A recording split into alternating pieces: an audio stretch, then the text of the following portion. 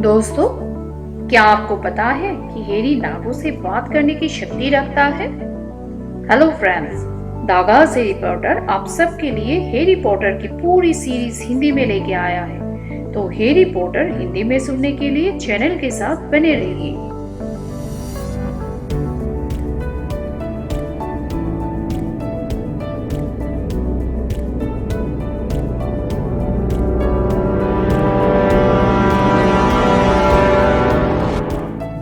तो चलिए कहानी शुरू करते हैं। आज की कहानी है चैम्बर ऑफ सीक्रेट्स के चैप्टर 11 द ड्वेलिंग क्लब के पार्ट 2 के साथ। लॉकवर्ड ने आगे कहा, अपनी छड़ियां तैयार रखो। जब मैं 3 तक गिनूं तो आपने मंत्र पढ़कर अपने विरोधी को निरस्त करना। सिर्फ निरस्त करना, हम नहीं चाहते कि किसी को कोई चोट पहुंचे। 1 2 3। हैरी ने अपनी छड़ी अपने कंधे के ऊपर घुमाई, परंतु मैलफॉय लॉकवर्ड के 2 बोलते ही शुरू हो गया था। उसके मंत्र ने हैरी पर इतना तेज प्रहार किया कि उसे लगा जैसे किसी ने उसके सिर पर भारी फ्राइंग पैन दे मारा हो। वो लड़खड़ाया, परंतु अब भी उसके होशो-हवास कायम थे। जरा सा भी समय बर्बाद किए बिना हैरी ने अपनी छड़ी सीधे मैलफॉय की तरफ मोड़ी और चीखा, गुदगुदी कारकम। सफेद रोशनी की एक लपट मैलफॉय के पेट पर पड़ी और वो तेजी से खिलखिलाते हुए दोहरा हो गया। अब मैलफॉय अपने घुटनों के बल बैठा हुआ था और लॉकवर्ड उत्सुकता से ताकती भीड़ की तरफ देखते हुए दहशत से चिल्लाए, मैंने कहा था सिर्फ निरस्त करना। हैरी ने गुदगुदी करने वाले मंत्र से मैलफॉय पर प्रहार किया था और वो हंसी के मारे हिल भी नहीं पा रहा था। हैरी अनिश्चितता की वजह से रुका रहा। उसे लगा रहा कि जब मैलफॉय फर्श पर था तो उस पर जादू करना खेल भावना के विपरीत होगा, परंतु ये उसकी गलती थी। सांस लेने के लिए संघर्ष करते हुए मैलफॉय ने अपनी छड़ी हैरी के घुटनों की तरफ मारी और चिल्लाया, तीव्र नर्तन। और अगले ही पल हैरी के पैर बेकाबू होकर नाचने लगे। रुक जाओ, लॉकहार्ट चिल्लाए, परंतु स्नेप ने स्थिति संभाल ली। मंत्र प्रभाव समाप्त। वे चिल्लाए। हैरी के पैरों ने नाचना बंद कर लिया। मैलफॉय ने हंसना बंद कर लिया। अब दोनों ही दोबारा ऊपर देख सकते थे। माहौल में हरे धुएं की धुंध छा गई। नेविल तथा जस्टिन दोनों ही फर्श पर पड़े थे और हाफ रहे थे। रॉन के हाथ सीमस का जड़ चेहरा था और वो अपनी टूटी छड़ी के कारनामे के लिए सीमस से माफी मांग रहा था, परंतु हरमाइनी और मिलीसेंट अब भी गुत्थम गुत्था थी। मिलीसेंट ने हरमाइनी के सिर को जकड़ रखा था और हरमाइनी दर्द से बिलबिला रही थी। उन दोनों की छड़ियां फर्श पर पड़ी थी। हैरी आगे लपका और उसने मिलीसेंट को पकड़कर खींचा। हालांकि ये काम मुश्किल था क्योंकि वो हैरी से बहुत भारी थी। ये क्या हो रहा है? लॉकवर्ड युद्ध कला प्रशिक्षण के परिणाम को देखते हुए भीड़ से गुजरते हुए बोले, ऊपर उठ जाओ मैकमिलन, सावधान रहना। मिस फासेट, इसे पकड़कर रखो, एक पल में ही खून बहना बंद हो जाएगा। वुड, मुझे लगता है ये बेहतर होगा अगर मैं तुम्हें ये सिखा दूं कि दुश्मन के मंत्र को किस तरह रोका जाता है। हॉल के बीच में खड़े घबराए हुए लॉकवर्ड बोले। उन्होंने स्नेप की ओर देखा, जिनकी काली आंखें चमक रही थी और तत्काल दूसरी तरफ देखने लगे। प्रशिक्षण के लिए हम अपनी तरफ से एक जोड़ी बना देते हैं। लॉकवाटर और फ्रिंच, क्या ख्याल है? अच्छा ख्याल नहीं है प्रोफेसर लॉकहार्ट, स्नेप ने कहा। वे बुरे इरादे वाले किसी विशाल चमगादड़ की तरह लहराती चाल से चल रहे थे। लॉकवाटम आसान मंत्र से भी तबाही मचा देता है। कहीं ऐसा न हो कि हमें फिंच के अवशेषों को किसी माचिस की डिब्बी में अस्पताल भेजना पड़े। नेविल का गोल गुलाबी चेहरा और गुलाबी हो गया। मैलफॉय और पॉटर कैसे रहेंगे? स्नेप ने कुटिल मुस्कान से कहा। बहुत बढ़िया विचार है, लॉकहार्ट ने कहा। उन्होंने हैरी और मैल्फॉय को हॉल के बीच में आने का इशारा किया। वीर उन्हें जगह देने के लिए पीछे हट गए। अब हैरी, लॉकहार्ट ने कहा, जब ड्रेको अपनी छड़ी तुम्हारी तरफ करे तो तुम ये करना। उन्होंने अपनी छड़ी उठाई और उसे जटिलता से हिलाते डुलाते की कोशिश की, परंतु उनके हाथ से छड़ी नीचे गिर गई। स्नेप के चेहरे पर एक व्यंग्यात्मक मुस्कान आ गई जब लॉकहार्ट ने तत्काल छड़ी उठाए हुए और कहा, ओहो, मेरी छड़ी थोड़ी ज्यादा रोमांचित हो गई थी। स्नेप मैल्फॉय के पास पहुंचा, झुका और उसके कान में कुछ फुसफुसाया। मैल्फॉय भी बैंक से मुस्कुराने लगा। हैरी ने घबराकर लॉकहार्ट की तरफ देखा और कहा, प्रोफेसर, क्या आप मुझे दिखा सकते हैं कि बार्ड कैसे रोका जाता है? डर रहे हो?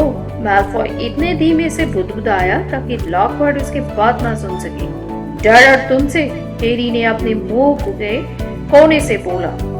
लॉकहार्ट ने हैरी के कंधे पर खुशी के हाथ रखते हुए कहा, हैरी, वैसा ही करना जैसे मैंने किया था। क्या अपनी छड़ी गिरा तू? 3, 2, 1 शुरू, वे चिल्लाए। मैल्फॉय ने तत्काल तभी छड़ी उठाई और चीखा, सर्पदंश! उसकी छड़ी के सिरे से विस्फोट हुआ। हैरी दहशत में देखता रहा जब एक लंबा काला सांप मैल्फॉय की छड़ी से बाहर निकला, फर्श पर गिरा और सर्पदंश की मुद्रा के बाहर करने के लिए तैयार हो गया। विद्यार्थियों की भीड़ चीखते हुए तेजी से पीछे हटी। हिलना मत पॉटर, स्नेप ने अलसाए भाव से कहा। यह सांप था कि क्रोधित सांप की तरफ हैरी को दहशत में ताकते देखकर स्नेप को बहुत मजा आ रहा था। मैं उसे हटा दूंगा, ये काम मुझे करने दे, लॉकहार्ट चिल्लाए। उन्होंने अपनी छड़ी सांप की तरफ हिलाई और एक जोर का धमाका हुआ, परंतु गायब होने के बजाय सांप हवा में 10 फुट ऊपर उड़ा और धस की जोरदार आवाज के साथ दोबारा फर्श पर गिरा। गुस्से में तेजी से फुसफुसाता हुआ सांप अब सीधे जस्टिन की ओर रेंगने लगा। उसे दोबारा अपना फन फैला लिया। उसके दांत साफ दिख रहे थे और वो हमला करने के लिए ही तैयार था। हैरी को पता नहीं कि उसने ऐसा क्यों किया। वो तो ये भी नहीं जानता था कि उसने ऐसा करने का सोचा भी था। वो तो बस इतना जानता था कि उसके पैर उसे आगे ले जा रहे थे, जैसे वो खींचा चला जा रहा था। फिर उसने मूर्खतापूर्ण ढंग से सांप से चिल्लाकर कहा, उसे छोड़ दो। और चमत्कारिक रूप से ना जाने क्यों सांप फर्श से लुढ़क गया। हैरी की तरफ देखते हुए सब अचानक बगीचे के काले पाइप की तरह आज्ञाकारी नजर आने लगा। हैरी के मन का डर अब गायब हो चुका था। वो जानता था कि सांप अब किसी पर हमला नहीं करेगा। हालांकि हैरी ये नहीं समझ सकता था कि वो ये बात इतने यकीन से कैसे जानता था। उसने मुस्कुराते हुए जस्टिन की तरफ देखा। उसे उम्मीद थी कि जस्टिन राहत, परेशानी और कृतज्ञता के भाव से उसे देख रहा होगा। निश्चित रूप से उसे ये उम्मीद नहीं थी कि जस्टिन गुस्से या डर से उसकी तरफ देखेगा। परंतु जस्टिन चिल्लाया, तुम ये क्या कर रहे थे? और इससे पहले कि हैरी कुछ कह सके, जस्टिन पलटा और हॉल से थरथराते हुए बाहर चला गया। स्नेप ने आगे बढ़कर अपनी छड़ी लहराई और सांप काले धुएं के धमाके के साथ गायब हो गया। स्नेप भी हैरी की तरफ अजीब निगाहों से देख रहे थे। उनके चेहरे पर कुटिलता और कपट के भाव देखकर हैरी को अच्छा नहीं लगा। उसे ये आवाज भी हो रहा था कि भीड़ के बीच से दहशत भरी आवाजें आ रही थी। फिर उसे महसूस हुआ कि कोई उसका दुशाला पीछे से खींच रहा था। उसके कान में रॉन की आवाज आई, यहाँ से बाहर चलो, अब हिलो भी, यहाँ से बाहर चलो। रॉन उसे घसीटते हुए हॉल से बाहर ले गया। हरमानी उनके साथ तेजी से चल रही थी। जब वे दरवाजे से निकले तो दोनों तरफ खड़े लोग दूर हट गए, जैसे वे उससे डर रहे हो। हैरी को कुछ समझ में नहीं आ रहा था कि क्या हो रहा है। रॉन और हरमाइनी भी जब तक कुछ नहीं बोले तब तक कि वे उसे खींचकर गुरुद्वार के खाली हॉल में नहीं ले जाए। वहां पर रॉन ने हैरी को एक कुर्सी की तरफ धकेलते हुए कहा, तुम सर्पवासी हो? तुमने हमें यह बात पहले क्यों नहीं बताई? मैं क्या हूँ? हैरी ने पूछा। सर्पवासी, रॉन ने कहा, तुम सांपों से बात कर सकते हो। मैं जानता हूँ, हैरी बोला। मेरा मतलब है ये सिर्फ दूसरी बार है जब मैंने सांपों से बात की। संयोग से एक बार मैंने चिड़ियाघर में अपने डर्सली परिवार के साथ जब घूम रहे थे तब डडली पर एक सांप छोड़ दिया था। वो एक लंबी कहानी है, परंतु उस सांप ने मुझे बताया कि उसने कभी ब्राजील नहीं देखा और मैंने ना चाहते हुए भी एक तरह से उसे आजाद कर दिया था। ये तब की बात है जब मुझे ये पता ही नहीं था कि मैं जादूगर हूँ। सांप ने तुम्हें बताया कि उसने कभी ब्राजील नहीं देखा? रॉन ने धीमे से दोहराया।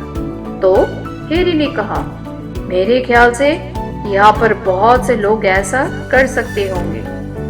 ओ नहीं, नहीं कर सकते, रॉन बोला।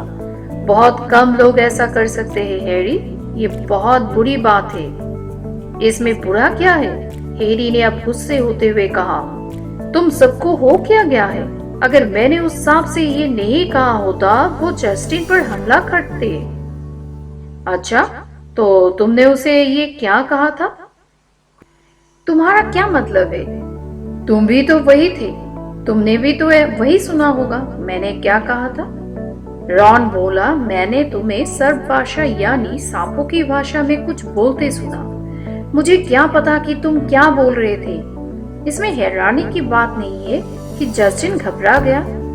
तुम्हारी आवाज से ऐसा लग रहा था जैसे तुम सांप को हमला करने के लिए उकसा रहे थे। देखो, तुम्हारी आवाज बहुत डरावनी थी। हैरी ने उसकी तरफ मुंह फाड़ कर देखा। मैं दूसरी भाषा में बोल रहा था, परंतु मुझे तो पता ही नहीं चला। किसी भाषा को जाने बिना मैं उसमें कैसे बोल सकता हूँ? रॉन ने अपना सिर हिलाया। रॉन और हरमाइनी दोनों ही शक्ल से ऐसा लग रहे थे जैसे किसी की मौत हो गई हो। हैरी को ये समझ में नहीं आ रहा था कि सर्प भाषा बोलने में इतनी भयानक बात क्या थी। वो बोला, क्या तुम मुझे बता सकते हो कि एक गंदे बड़े सांप को जस्टिन के सिर पर वार करने से रोकने में क्या गलत था? इसमें क्या फर्क पड़ता है कि मैंने कैसे किया? असल बात तो ये है कि मैंने जस्टिन को सिरकटों के शिकार में शामिल होने से बचा लिया। इससे फर्क पड़ता है, हरमाइनी आखिरकार दबी आवाज में बोली, क्योंकि नागेश नागशक्ति सांपों से बात करने के लिए मशहूर थे। इसलिए नागशक्ति हाउस का प्रतीक एक सांप है। हैरी का मुंह खुला रह गया। बिल्कुल, रॉन बोला, और अब पूरा स्कूल यही सोचता है कि तुम उसके पर पोते या इसी तरह के कोई रिश्तेदार हो, परंतु मैं नहीं हूँ। हैरी दहशत में बोला, जिसे वो पूरी तरह से स्पष्ट नहीं कर सकता था। हरमाइनी बोली, ये साबित करना आसान नहीं होगा। नागशक्ति 1000 साल पहले हुए थे। जहाँ तक हम जानते हैं तुम उनके वंशज हो भी नहीं सकते थे। हैरी उस रात घंटों तक जागता रहा। वो अपने पलंग के चारों तरफ लगे पर्दों की दरार से टावर की खिड़की के बाहर बर्फ को गिरते हुए देखता रहा और सोचता रहा, क्या वो नागकेश नागशक्ति का वंशज हो सकता है? आखिर वो अपने पिता के परिवार के बारे में कुछ भी तो नहीं जानता था। डर्सली दंपति ने उसे मना कर दिया था कि वो अपने जादूगर रिश्तेदारों के बारे में उनसे कोई सवाल ना पूछे। हैरी ने शांत होकर सब भाषा में कुछ बोलने की कोशिश की, परंतु उसके मुंह से शब्द बाहर नहीं निकले।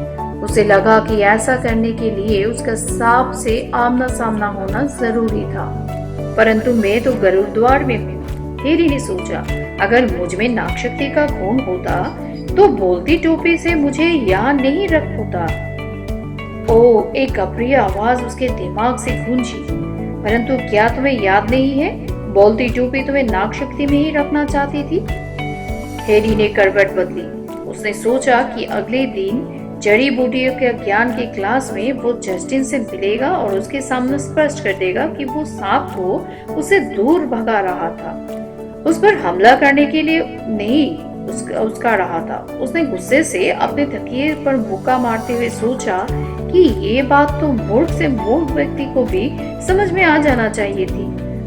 बहरहाल अगले सुबह एक मौसम बदल चुका था। रात को जो बर्फ गिरना शुरू हो हुई थी वो अब इतनी भारी बर्फीली आंधी में बदल चुकी थी कि जड़ी बूटियों का ज्ञान के विषय की उस टर्म की आखिरी क्लास नहीं लगी। प्रोफेसर स्प्राउट मंच कवचों को मोजे और स्कार्फ पहनना चाहती थी।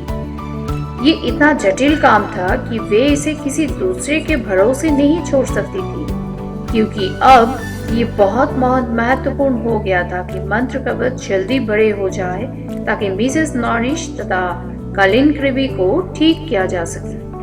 क्लास नहीं लगने के कारण उन्हें जो खाली समय मिला उसमें रॉन और हरमायनी घरों द्वार के हॉल की आग के सामने बैठकर जादूगरी की शतरंज का मैच खेलते रहे, जबकि हैरी पास में बैठकर चिंता करता रहा। भगवान के लिए हैरी, हरमायनी ने तनकते हुए कहा, जब रॉन का एक होठ उसके घुड़सवार को कोहरे के खींच कर ले रहा था और उसे बोर्ड के बाहर पटक दिया। अगर तुम्हारे लिए इतना ही महत्वपूर्ण है तो तुम यहाँ क्यों बैठे हो? जाओ और जस्टिन को ढूंढो।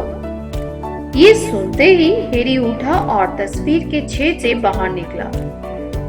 वो इस अंधाधुंध में था कि जस्टिन कहाँ हो सकता था।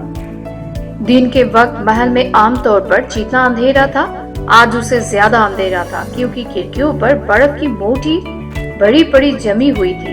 हैरी कांपते हुए उन कमरों के पार गया जहां क्लास चल रही थी। उसे अंदर से आ रही आवाजें सुनाई दे रही थी। प्रोफेसर मैकगोनागल किसी पर चिल्ला रही थी, क्योंकि ऐसा लग रहा था जैसे किसी ने अपने मंत्र को बिच्छू में बदल दिया था। अंदर झांकने का हैरी का मन तो हुआ, परंतु खुद पर काबू करते हुए हैरी आगे चलता गया। वो ये सोचता जा रहा था कि हो सकता है जस्टिन अपने खाली पीरियड में पढ़ाई कर रहे हो, इसलिए उसने सबसे पहले जस्टिन को लाइब्रेरी में खोजने का फैसला किया। लाइब्रेरी के पिछले हिस्से में सचमुच मेहनतकश हाउस के विद्यार्थियों का एक समूह बैठा था, जिसे जड़ी बूटियों का ज्ञान की क्लास में होना चाहिए था, परंतु वे पढ़ाई नहीं कर रहे थे। किताबों की ऊंची अलमारियों की लंबी कतारों के बीच से हैरी को दिख रहा था कि वे लोग अपने सिर सटाकर किसी गहरी और गोपनीय चर्चा में डूबे हुए थे। इतनी दूर से उसे ये नजर में नहीं आ रहा था कि जस्टिन वहां पर था कि नहीं। वो उनकी तरफ आगे बढ़ा। जब उन लोगों की बातें हैरी के कानों में पड़ी तो वो रुक गया।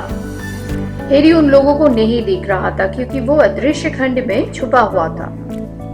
जो भी हो, एक मोटा लड़का बोल रहा था, मैंने तो जस्टिन को सलाह दी है कि वो हमारे कमरे में ही छुपा रहे। मेरे कहने का मतलब है कि अगर पॉटर उसे अपना अगला शिकार बनाने वाला है तो बेहतर यही है कि वो कुछ समय तक छुपा रहे।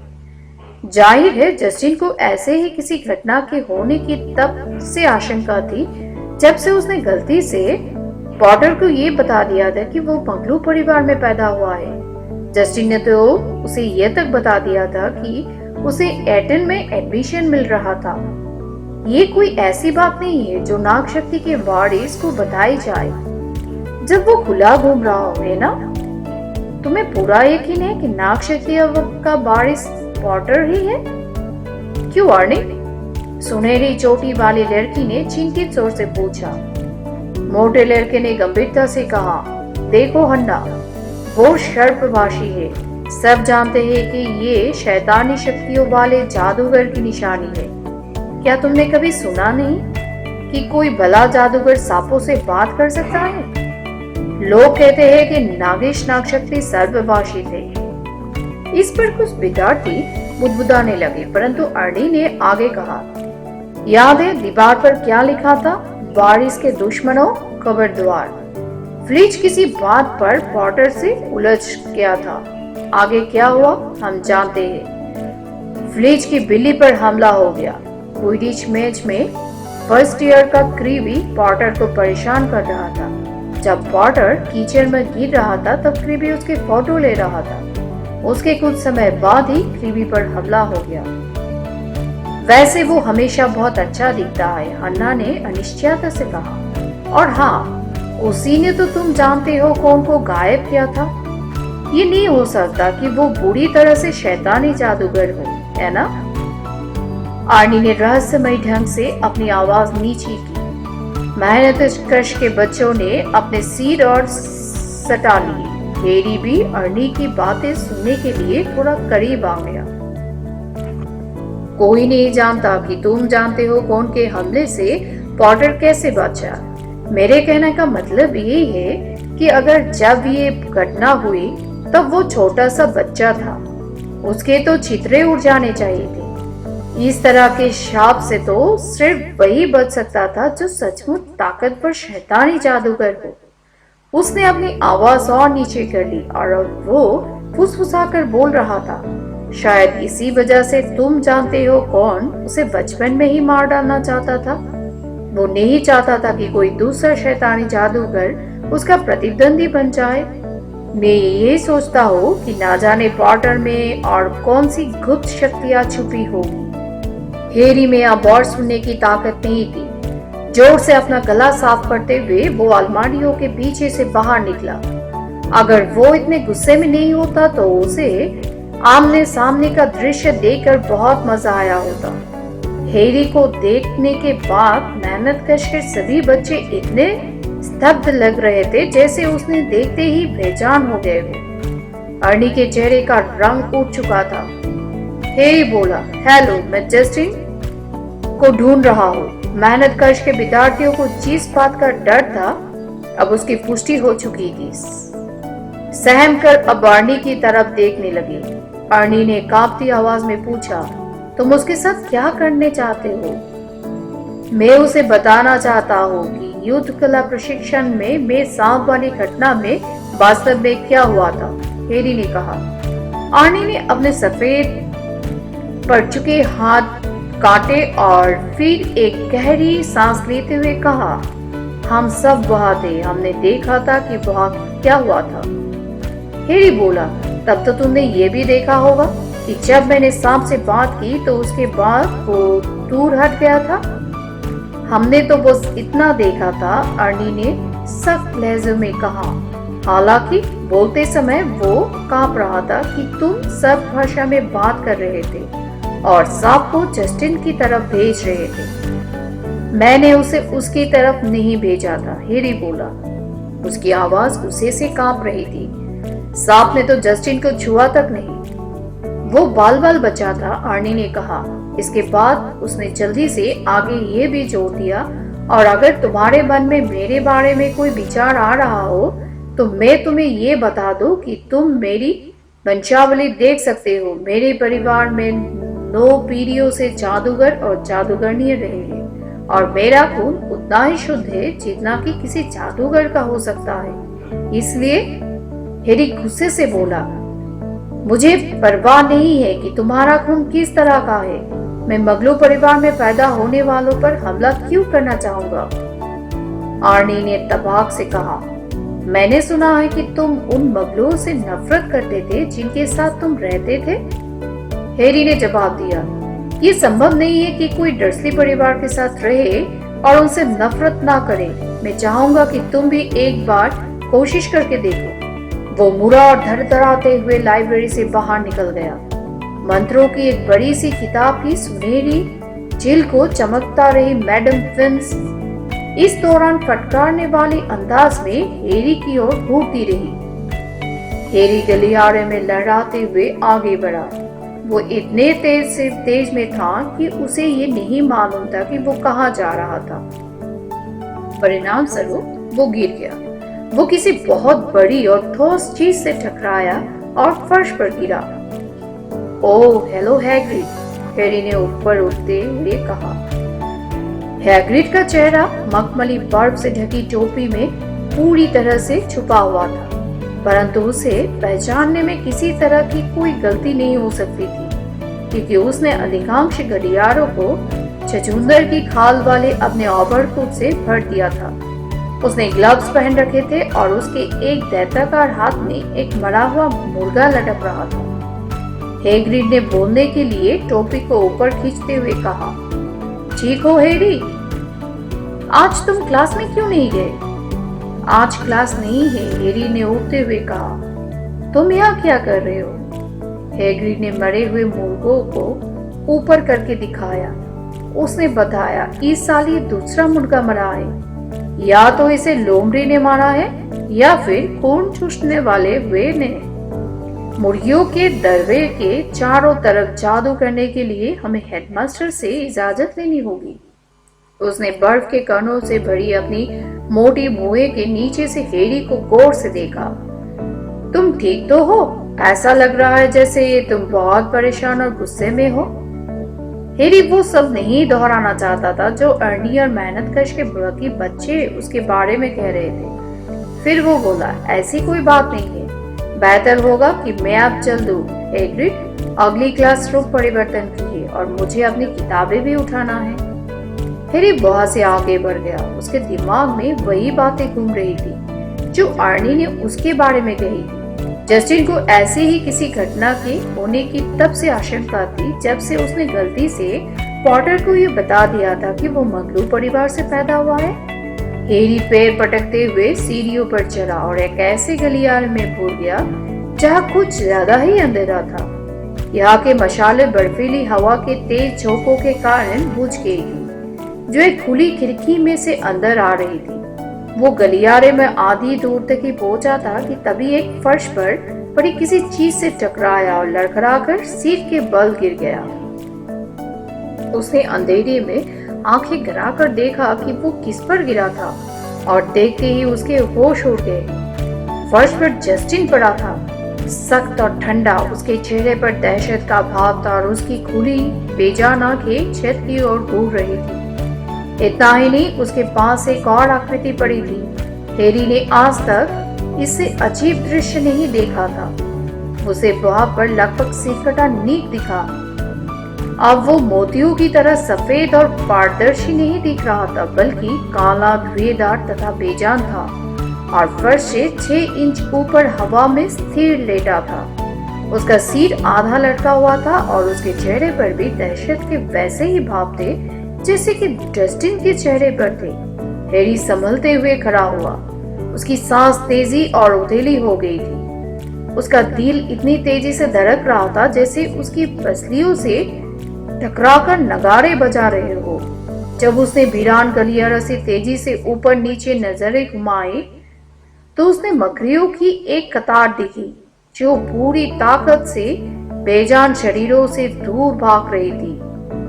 हैरी को गलियारे के दोनों तरफ चल रही क्लासों से टीचर्स की दबी हुई आवाजें के अलावा कुछ सुनाई नहीं दे रहा था। उसके मन में ये विचार आया कि वो वहां से भाग जाए। किसी को भी ये पता नहीं चल पाएगा कि वो वहां पर था, परंतु वो इन लोगों को इस हाल में कैसे छोड़ सकता है? उसे मदद मांगना होगा। क्या कोई उसकी बात पर यकीन करेगा कि उसका इससे कोई लेना देना नहीं था? जब वो दहशत में वहां खड़ा था तो उसके ठीक पास वाला दरवाजा धड़ाम से खुला। लेविच नाम का भूत तैरता हुआ दरवाजे से बाहर निकला। अरे, ये तो पॉटर है। लेविच खिलखिलाते हुए जब हैरी के पास से गुजरा तो उसने उसके चश्मे को नीचा कर दिया। पॉटर के क्या इरादे हैं? पॉटर चुप कर गया। क्यों घूम रहा है? लेविच अचानक रुक गया और हवा में गुलाटियां खाने लगा। गुलाटी खाते समय जब उसका सिर नीचे और ऊपर थे तब उसकी निगाह जस्टिन के लगभग सिर कटे नीक पर पड़ी। उसने तत्काल खुद को सीधा किया, अपने फेफड़ों में हवा भरी और इससे पहले कि हैरी उसे रोक सके वो चीखने लगा, हमला हमला और एक हमला।